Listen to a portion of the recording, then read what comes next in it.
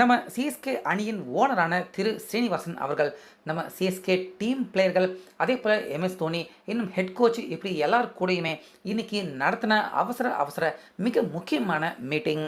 So இந்த மீட்டிங்கில் மிக மிக முக்கியமாக ஸ்ரீனிவாசன் அவர்கள் தோனி அவர் இந்த சீசனில் விளையாடுறாரா இல்லை விளையாடலையா அப்படிங்கிற கேள்வியை கேட்கறதுக்காக தான் இந்த மீட்டிங்கையே இப்போ ஸ்ரீனிவாசன் அவர் நடத்ததா தெரிய வந்திருக்கு.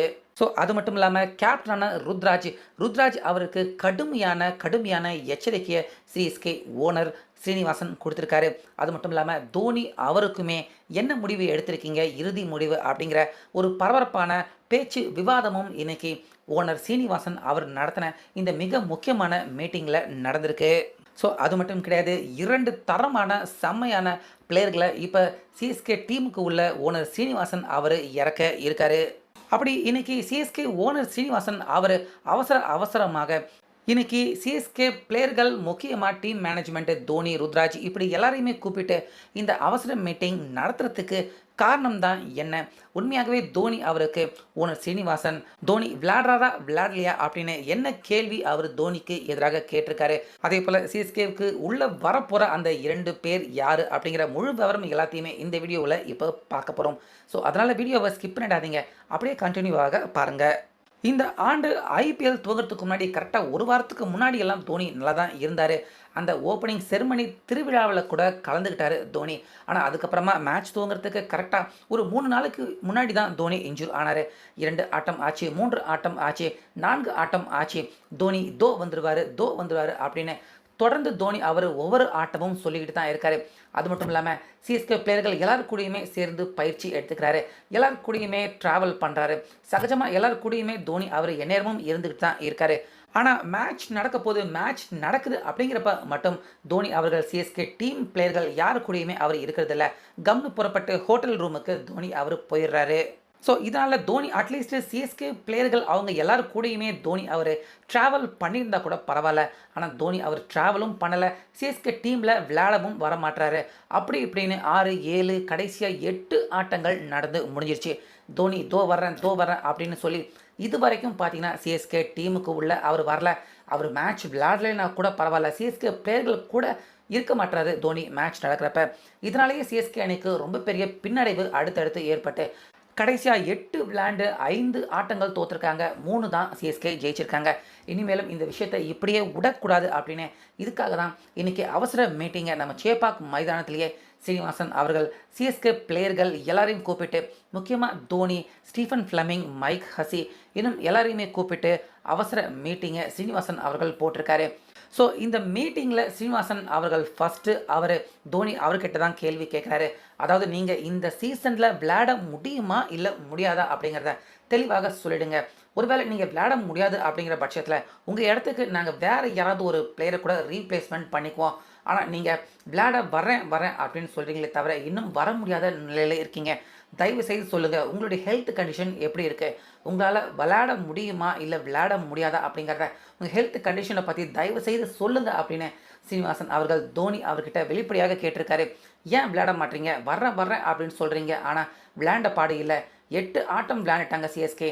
இனிமேலும் சிஎஸ்கே இந்த விஷயத்தில் கவனத்தில் கொள்ளலை அப்படின்னா கண்டிப்பாக பிளே ஆஃப் போக முடியாது அப்படின்னு ஸ்ரீனிவாசன் அவர்கள் கடுமையாக எச்சரிக்கை பண்ணியிருக்காரு.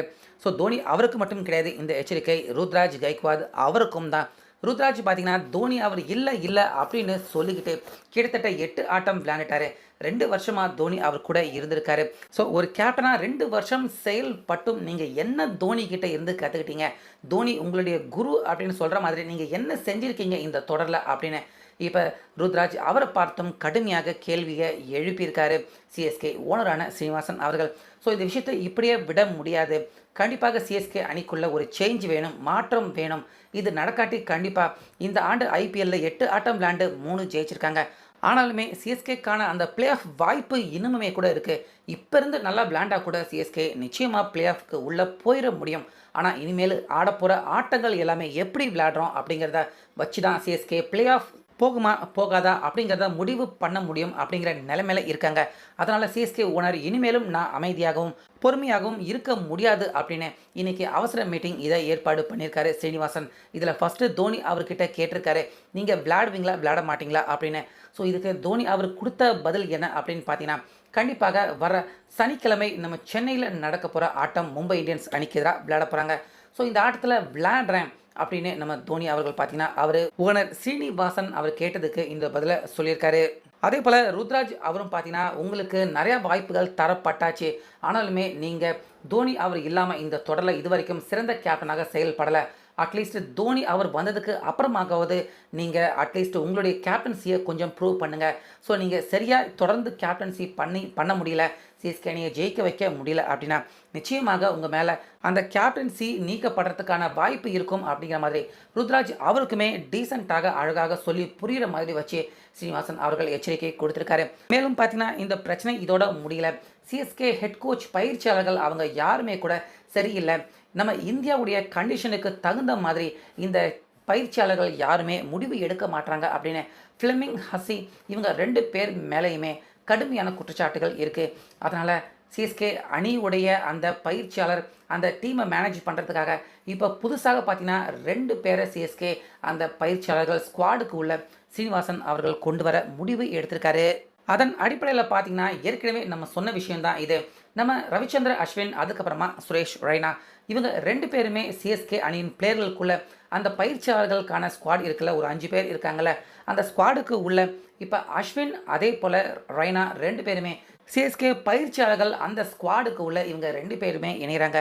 ஸோ ஏற்கனவே பார்த்தீங்கன்னா இந்த தொடர் துவங்கிறதுக்கு முன்னாடியே இவங்க 2 பேரையுமே கண்டிப்பாக சிஎஸ்கே பிளேயர்களுக்கான பயிற்சியாளர்களாக நியமிக்கிறவராக இருந்தாங்க. ஆனாலுமே பார்த்தீங்கன்னா ஒரு சில காரணங்கள், முக்கியமாக ஃப்ளமிங் அவர் ஒத்துக்கல அப்படிங்கிற மாதிரி தெரியுது.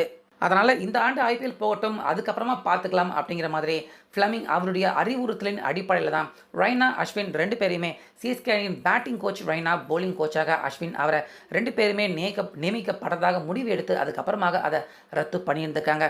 ஆனால் இப்போ சிஎஸ்கே இருக்கிற நிலைமைக்கு நிச்சயமாக நம்ம இந்திய பயிற்சியாளர், இந்தியா கண்டிஷன் தெரிஞ்ச ஒரு பயிற்சியாளர் போலிங் பயிற்சி, பேட்டிங் பயிற்சி சிஎஸ்கே அணிக்கு உள்ளே இருந்துச்சுன்னா அது கண்டிப்பாக சிஎஸ்கேவுக்கு ரொம்ப நல்ல விஷயமாக இருக்கும். ஏன்னா இனி இருக்கிறது 6 ஆட்டம் தான் இருக்குது. 6ல் நிச்சயமாக 5 இல்லைனா 4 ஆட்டங்கள் கண்டிப்பாக சிஎஸ்கே ஜெயிக்க வேண்டிய நிலைமைக்கு தள்ளப்பட்டிருக்காங்க. 4 வெற்றியாவது கண்டிப்பாக தேவைப்படுது.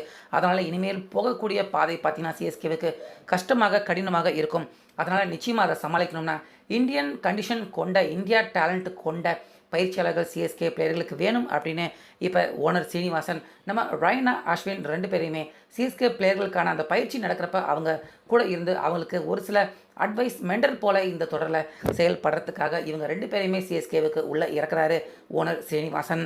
ஸோ இதனால் ஏற்கனவே இருக்கிற பயிற்சியாளர்கள் யாருமே நீக்கப்பட மாட்டாங்க. இவங்க 2 பேருமே சிஎஸ்கே பிளேயர்களுக்கு உடைய இருப்பாங்க, தொடருவாங்க, மெண்டர் மாதிரி செயல்படுவாங்க. அதே போல் ஓனர் சீனிவாசன் நம்ம தோனி அவருக்கு விளையாடுவீங்களா விளையாட மாட்டிங்களா அப்படின்னு ஒரேடியாக இந்த கேள்வி கேட்டதுக்கப்புறமா தோனி அவர்களும் விளையாடுறேன் அப்படிங்கிற முடிவை எடுத்திருக்காரு. அதனால் நிச்சயமாக சிஎஸ்கே அடுத்தடுத்து விளையாட போகிற ஆட்டங்களில் தோனி அவரை பார்க்கலாம் அப்படிங்கிற மாதிரி தெரியுது. இதனால் நிச்சயமாக சிஎஸ்கே வெற்றி பாதைக்கு திரும்பணும். தோனி வந்ததுக்கப்புறம் சிஎஸ்கே வெற்றி பாதைக்கு திரும்பல அப்படின்னா நிச்சயமாக நம்ம எல்லாருமே நினச்சிக்க வேண்டியதான் சிஎஸ்கே பிளே ஆஃபுக்கு போக மாட்டாங்க அப்படின்னு. ஸோ அது எல்லாமே நடக்காமல் தோனி அவர் வந்து சிஎஸ்கே அணியை வெற்றியின் பாதைக்கு அழைச்சிட்டு போகிற அப்படின்னு வெயிட் பண்ணி பார்க்கலாம். ஸோ சிஎஸ்கே ஓனர் அவசர மீட்டிங் அவங்க எடுத்திருக்க இந்த ஒரு சில மாற்றங்களை பற்றி உங்கள் கருத்தை கமெண்ட்டில் சொல்லுங்கள்.